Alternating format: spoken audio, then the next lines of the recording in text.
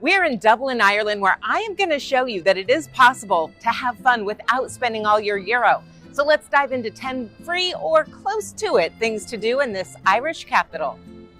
Now, I know what you're thinking. Isn't that the pricey tourist area? Well, yes, but hear me out here. The real joy of Temple Bar is the atmosphere, and that's totally free. You can stroll through the cobblestone streets, enjoy the colorful buildings, and soak in the lively street performances in this famous part of town. A pro tip for you, visit during the day when the pints are a little lower priced.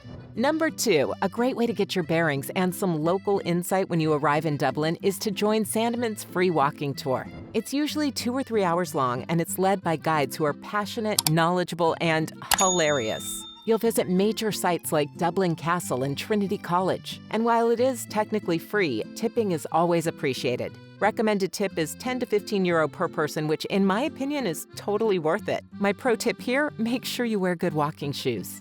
Number 3, let's head to St. Stephen's Green.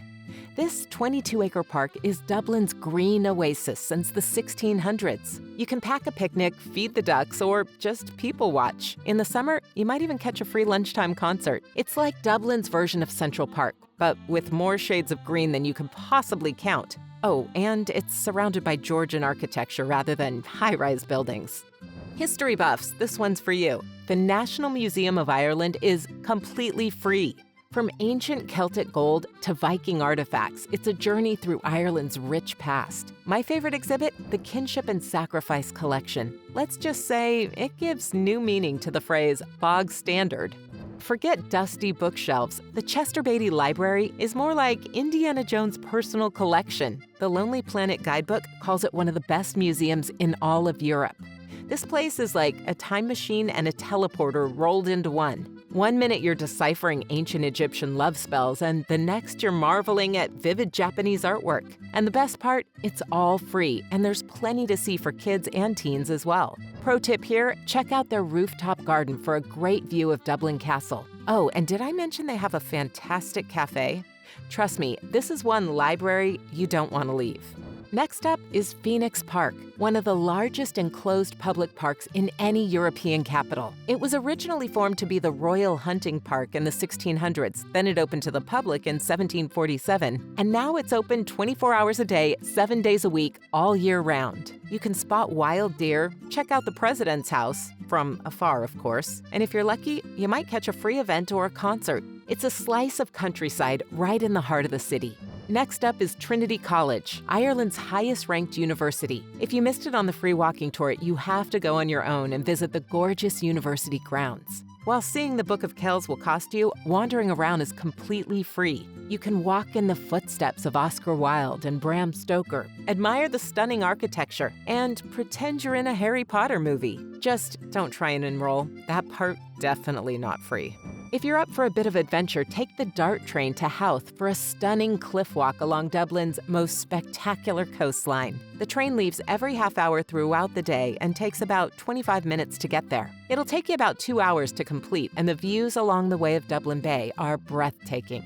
You could pack a sandwich and make a day of it. Trust me, your wallet and your Instagram feed will thank you. Okay, this one isn't completely free, but at 10 euro, it's a bargain, so I thought I'd throw it in there.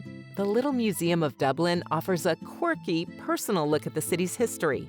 From U2 memorabilia to a room dedicated to JFK's visit. It's kind of like rummaging through Dublin's attic.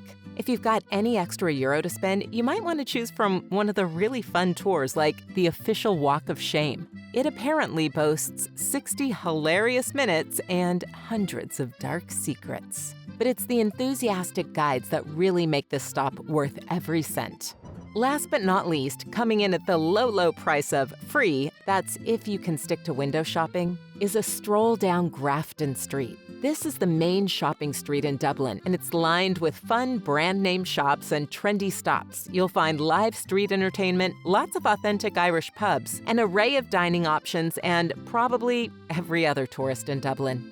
But it's a vibrant, fun, life-of-the-party kind of place, and no trip to Dublin would be complete without it. There you have it, folks. 10 ways to experience the best of Dublin without breaking the bank. Just remember, the best things in life and in Dublin are often free. So grab a pint, maybe just one of them, and start your exploring. Till next time, friends.